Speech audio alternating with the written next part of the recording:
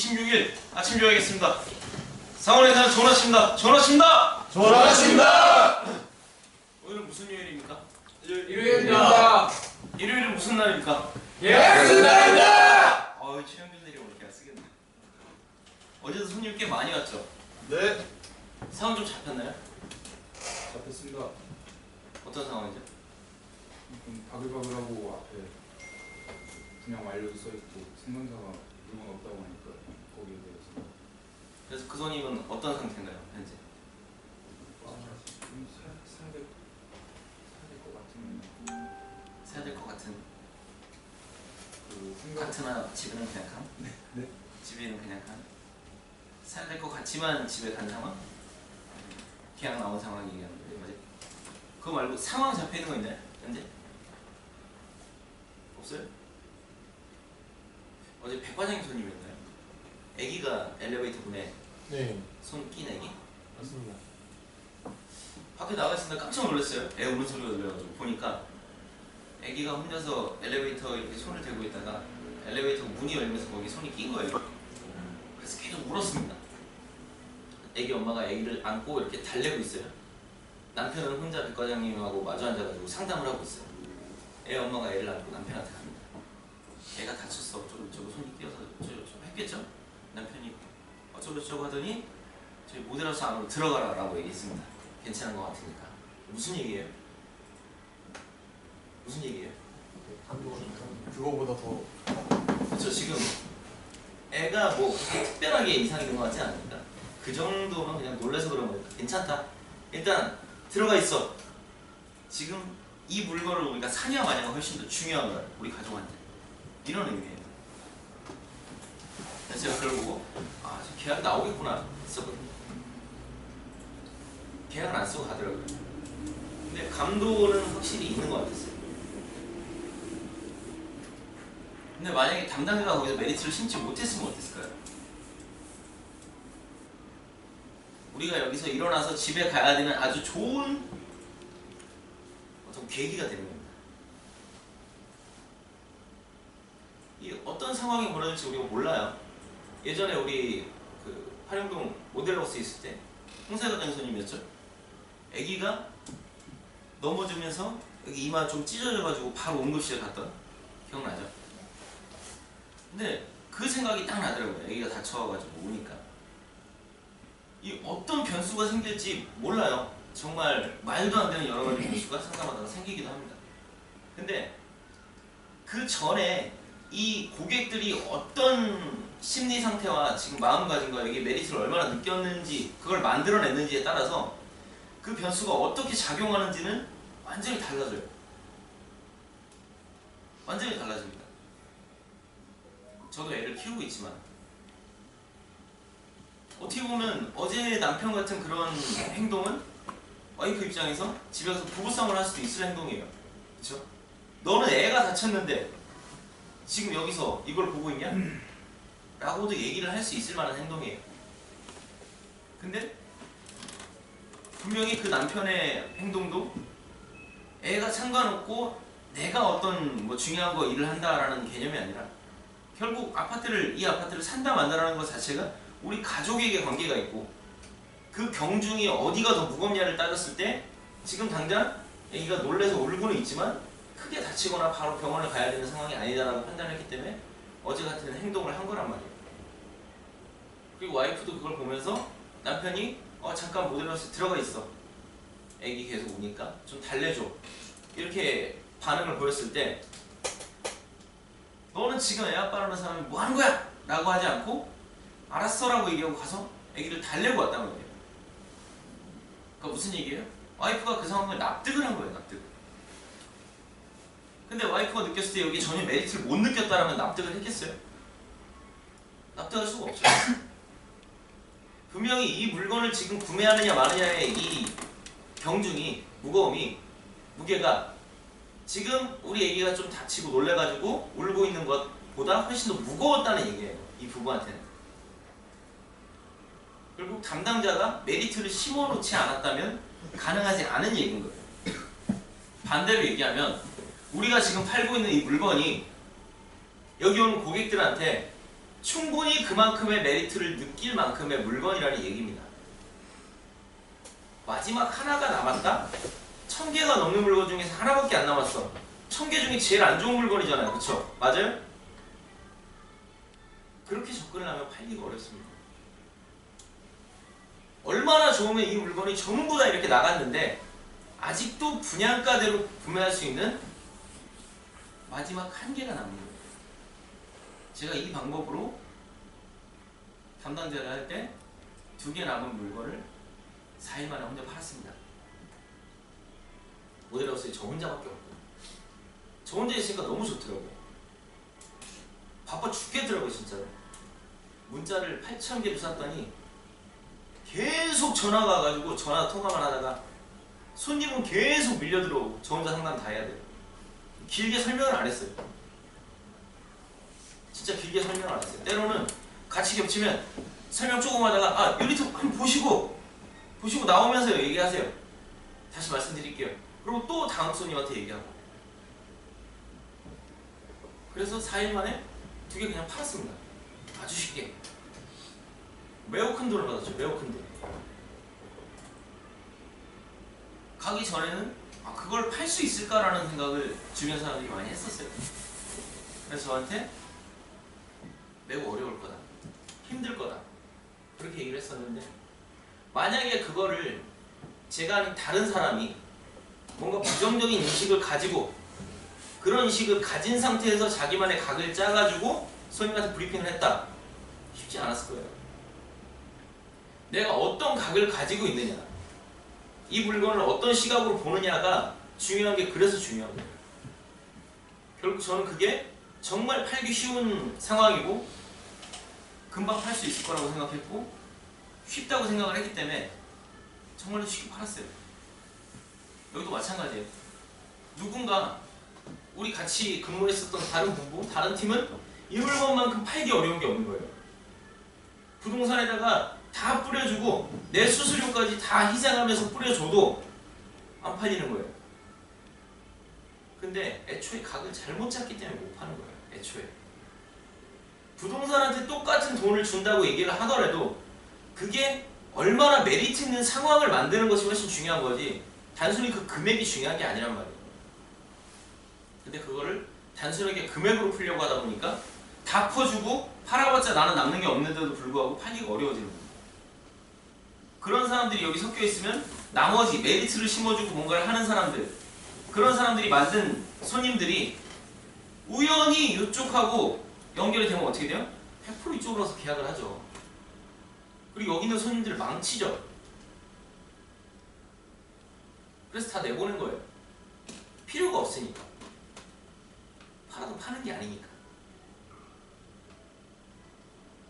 내가 어떤 생각을 가지고 있느냐에 따라서 정말 이 물건을 쉽게 팔 수 있느냐, 어렵게 팔아야만 하느냐 라는 게 많이 갈립니다. 그리고 저는 누구보다도 물건을 쉽게 팔 수 있게 여러분들한테 말씀을 드리는 거예요. 제가 항상 강조하는 게 뭐예요? 쉽게 할 수 있는 상담 어렵게 하지 말라 라고 말씀드리죠. 굳이 쉽게도 풀어나갈 수 있는 걸 어렵게 만들지 말라는 얘기예요. 가장 효율적으로 10분만 상담해도 계약 나올 걸 굳이 2시간씩 얘기하면서 내가 여기에 대해서 다 얘기를 할 필요가 없는 거예요. 이거에 대한 거는 내일 제가 다시 다른 예를 들어서 말씀을 드리도록 하겠습니다.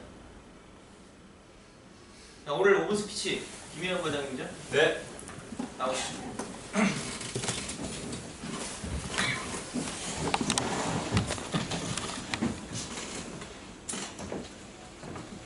네, 왔네요. 안녕하세요. 오늘 5분 스피치를 하게 된 김영 과장입니다. 오늘 5분 스피치를 이제 제가 하게 됐는데 5분 스피치를 준비하면서 어떤 얘기를 했을 때 그리고 무슨 이야기를 들려줄까 고민을 많이 했어요. 뭐 어떤 얘기를 했을 때 여러분들이나 특히나 저에게나 이 5분이라는 시간이 정말 의미 있는 5분이라는 시간이 될까 고민을 많이 했는데 뭐 앞서서 여러분들께서 많은 분들께서 아주 좋은 얘기들 많이 해줬죠. 그래서 오늘 저는 그냥 시원하게 제 얘기 한번 하고 들어가겠습니다. 이번 주 목요일이었죠. 저희가 지금 저희 팀은 지금 한 명씩 돌아가면서 저희 팀장님과 1대1 면담을 하고 있어요. 이번 주 목요일은 제 차례가 돼가지고 이제 면담을 했는데 이제 팀장님께서 면담을 하기 전에 숙제를 내주신 게 있으셨어요. 그 숙제가 뭐였냐면 일하면서 내가 생각하는 나의 단점, 그리고 나의 문제점, 그리고 나의 장점, 그리고 나의 목표를 미리 생각을 해보고 적어보라. 그리고 면담에 임하라는 숙제였어요. 이제 이번 주 목요일이었는데 이제 면담을 하기 전에 이제 준비를 해야겠죠. 그래서 이제 노트를 펴고 우선 단점과 문제점부터 적기 시작했죠. 아주 술술 적히더라고요. 여러분들이 저에게 지적해 주신 문제점, 그리고 내가 직접 생각하는 나의 단점, 그리고 문제점 하나 둘씩 이렇게 썼는데 너무나 정말 한 장을 빼곡히 적을 수 있을 만큼 많이 써지더라고요. 자, 이제 장점을 쓸 차례잖아요. 한 줄을 이상을 쓰기가 너무나 힘들더라고요. 그리고 나의 목표. 나의 목표는 잘 쓰지를 못했어요. 이제 그런 상태에서 이제 면담을 했어요. 팀장님이랑 여러 가지 이야기를 하고 이제 이런 얘기도 했죠. 팀장님, 목표를 잡는 방법은 모르겠습니다. 팀장님께서 여러 말씀을 해주셨어요. 그리고 얘기를 하면서 제가 느낀 게 이 단점이 정말 그 FOG에 꽉 차 있는 단점은 그 수십 가지가 되는데 정작 제가 느낀 거는 제 단점은 그 수십 가지가 아니라 단 한 가지였어요. 노력하지 않는다. 그게 저의 유일한 문제점이었던 거예요. 왜 노력을 하지 않을까 생각해봤죠. 답이 나오더라고요. 목표가 없다. 정확히 말하면은 나의 진짜 목표를 아직 확고히 잡지 못했다 라는 게 이유였어요. 팀장님, 목표를 잡는 방법을 가르쳐주세요 말씀드렸어요. 팀장님께서 말씀해 주시더라고요. 김과장님, 지금 저희 팀에 들어오면서 그때까지 벌었던 그 수입, 그거를 평균을 내서 1년 뒤 2018년 11월 23일에 지금 버는 수입을 똑같이 번다고 가정을 해서 나중에 1년 뒤에 11월 23일에는 그 돈으로 내가 무엇을 사고 무엇을 할지에 대해서 적어보시고, 또 하나는 1년 뒤 11월 23일에 내 통장에 1억이 있을 때 그 돈으로 무엇을 사고 어떤 것을 하고 내가 무엇을 할 건지에 대해서 아주 구체적으로 사소한 거 하나 놓치지 않고 한번 써보세요. 그리고 그 둘 중에 하나를 선택하셔서 그 하나를 이루기 위해서 행동하시면 됩니다 라고 말씀해 주셨어요. 그 외에도 여러 가지 얘기를 했는데 얘기를 하면서 내가 살면서 이런 얘기를 나에게 해주는 사람을 또 만날 수 있을까? 라는 생각이 들더라고요. 그 당시 마음 같아서는 당장 달려가지고 뽀뽀라도 해주고 싶었는데 그러면 다음날에 제가 사건 사고난에 제 이름이 올라올 것 같아가지고 그러진 않았습니다. 여러분들 다 목표 있죠? 네. 10년 뒤 나의 모습은 어떻게 변할지, 그리고 5년 뒤 나의 모습, 그리고 당장 1년 뒤 2018년 11월 달에는 내가 어떤 모습으로 변해 있고, 그리고 얼만큼 벌어서 어떻게 그 돈을 무엇을 사고 어떻게 할 건지에 대해서 여러분들도 한번 구체적으로 한번 써보셨으면 좋겠어요. 그리고 5년 뒤, 10년 뒤에 나의 모습을 한번 구체적으로 한번 상상을 해보시겠어요? 상상을 했을 때 정말 마음속에서 정말 행복한 미소가 지어진다면 그것은 성공이라는 것의 절반은 이미 채워진 거라고 봐요. 나머지 절반은 노력으로 채우시면 됩니다. 정말 할 얘기가 많은데 어떻게 하다 보니까 금방 끝이 나버리네요. 정말 여기 계신 분들 정말 특별한 인연인 것 같아요. 정말 살면서 어떻게 보면 같은 목표를 가지고 이렇게 모이셨는데 정말 목표한 거 그대로 다 같이 성공을 해서 당장 내년 11월 달에는 여기 계신 분들 한 분도 빠짐없이 다 같이 모여서 모히또 가서 몰디브를 한잔하는 날이 왔으면 좋겠네요. 자, 금일 구호를 하나 외치기 전에 자, 짧게 얘기 하나만 더 하고 마무리할게요. 지금 여기 계신 분들 중에서는 제가 유일하게 아직까지는 집밥을 부모님이 해주시는 따뜻한 집밥을 먹을 수 있는 기회가 아직 가지고 있어요. 그렇죠? 네. 근데 사실 지금 일을 하다 보니까 뭐 따뜻한 집밥은커녕 아침에 다녀오겠습니다. 그리고 뭐 밤에 들어오면은 다녀왔습니다. 아니면 좀 밤늦게 들어오면은 이제 부모님은 이미 주무시고 사실 뭐 같이 밥을 한 끼는커녕 대화하는 시간도 많이 없더라고요. 근데 이제 그날도 하루는 이제 다녀오겠습니다 하고 이제 출근하고 있었어요. 이제 운전하고 이제 가고 있는데 문자가 한 통 오더라고요. 뭐지? 봤는데 아버지께서 아들 오늘도 화이팅 이렇게 문자가 왔어요. 그 문자를 보니까 갑자기 생각지도 못한 감정이 북받쳐 올라가지고 눈물을 막 흘리고 막 그러진 않았고요. 뭐 그러진 않았는데 그래도 뭔가 기분이 좀 이상해지더라고요.